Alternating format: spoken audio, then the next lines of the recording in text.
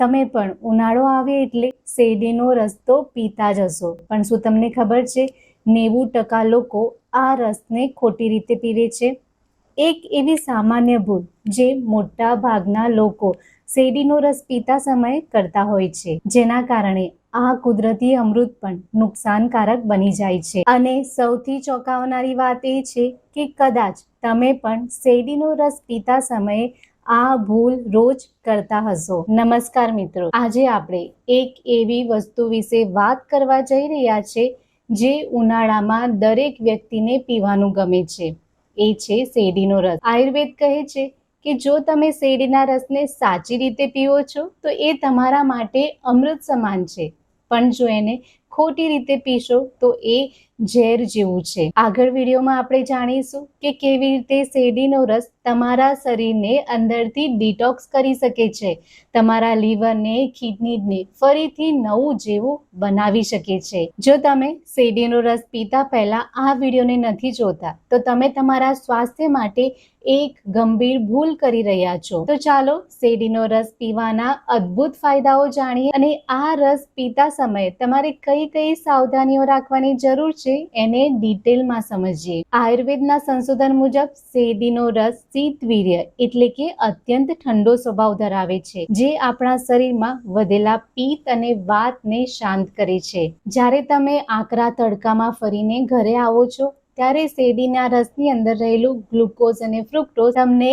Instant energy આપે છે. તે કોઈ પણ મોંઘા એનર્જી કોલ્ડ ડ્રિંક્સ કરતા ખૂબ જ વધારે ફાયદાકારક છે, કુદરતી છે અને એની અંદર ઝીરો ફેટ રહેલું છે. તેમાં રહેલું કેલ્શિયમ, મેગ્નેશિયમ અને પોટેશિયમ તમારા હાડકાને મજબૂત બનાવે છે અને શરીરમાં ઇલેક્ટ્રોલાઇટ્સનું સંતુલન જાળવી રાખે છે. આયુર્વેદ કહે છે કે તે બૃહણ એટલે કે શરીરના દરેક કોષોને અંદરથી પોષણ આપનારું છે. ખાસ કરીને ઉનાળામાં થતા ડિહાઇડ્રેશન અને શક્તિ માટે આનાથી ઉત્તમ કોઈ પીણું નથી. મિત્રો, શેરડીના રસનો સૌથી મોટો ફાયદો આપણા લીવર માટે છે. સંશોધનો દર્શાવે છે કે તે લીવરના કોષોને ઓક્સિડેટિવ સ્ટ્રેસથી બચાવે છે. કમળાના દર્દીઓ માટે શેરડીનો રસ એક વરદાન છે.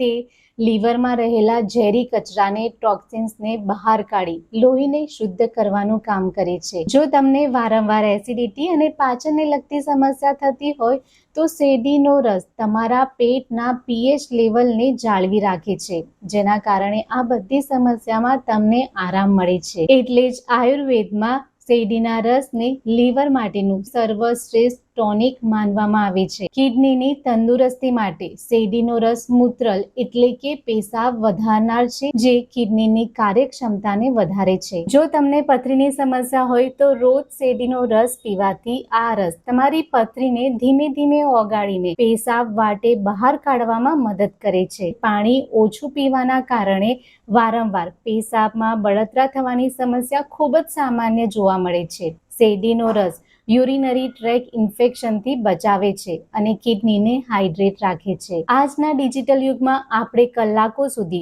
મોબાઈલ અને લેપટોપ સામે બેસી રહીએ છીએ, જેનાથી આંખોમાં બળતરા અને ડ્રાયનેસ વધે છે. આયુર્વેદ મુજબ શેરડીનો રસ આંખોની વધેલી ગરમી એટલે કે આલોચક પિત્તને શાંત કરી દ્રષ્ટિને ઠંડક આપે છે. તે માત્ર આંખોને જ નહીં, એ તમારી સ્કિન માટે પણ ખૂબ જ ફાયદાકારક છે.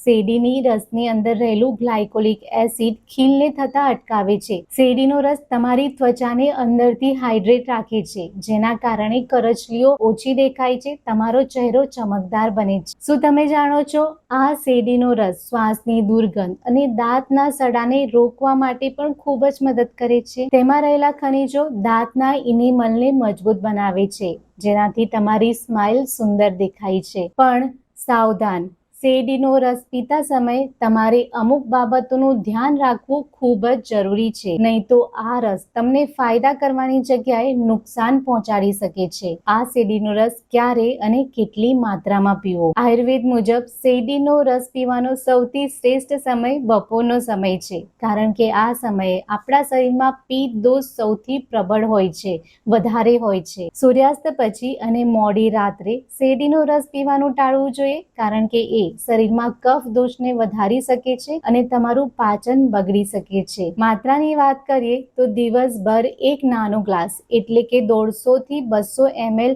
શેરડીનો રસ પૂરતો છે. વધુ રસ પીવાથી કેલરી વધી શકે છે અને શરીરમાં સુગર સ્પાઇક પણ થઈ શકે છે. હવે સૌથી મહત્વની વાત, શેરડીના રસને કેવી રીતે પીવો? શેરડીનો રસ હંમેશા ધીમે ધીમે અને ઘૂંટડા ભરીને પીવો, જેથી એ લાળ સાથે ભળે અને પાચનમાં મદદ કરે. તેમાં હંમેશા અડધી ચમચી લીંબુનો રસ, થોડો આદુ અને એક ચપટી સંચળ જરૂર ઉમેરવા જોઈએ. આદુ અને લીંબુ રસની ભારે પ્રકૃતિને બેલેન્સ કરે છે, જેથી રસ પચવામાં હલકો થાય છે. સંચળ ઉમેરવાથી પરસેવા વાટે બહાર નીકળેલા ઇલેક્ટ્રોલાઇટ શરીરની અંદર જળવાઈ રહે છે. યાદ રાખજો, રસને એક જ ઘૂંટડે ન પી જવો, એને ધીમે ધીમે સ્વાદ લઈને પીવો. આ રીતે રસ પીવાથી એની અંદર રહેલા બધા ગુણ આપણા શરીરને મળે છે. શેરડીનો રસ કાઢ્યા પછી એને 15 થી 20 મિનિટની અંદર પી લેવું જોઈએ, કારણ કે આ રસ ઝડપથી ઓક્સિડાઇઝ થાય છે અને એ ઝેરી બની શકે છે. રસ્તા પરના ગંદા અને ખુલ્લી જગ્યાએ મળતા રસને પીવાનું ટાળવું જોઈએ, કારણ કે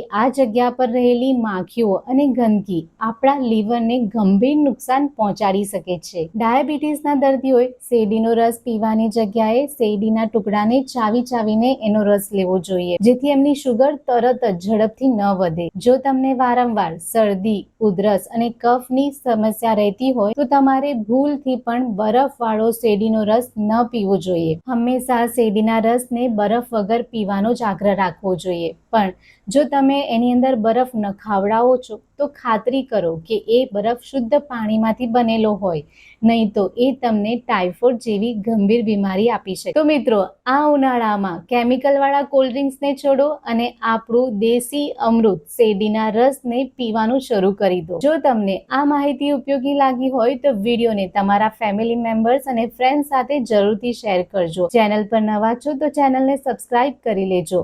ફરીથી મળીશું આવા જ એક નવા વિડીયો સાથે. ત્યાં સુધી હંમેશા સ્વસ્થ રહો, તંદુરસ્ત રહો. આભાર.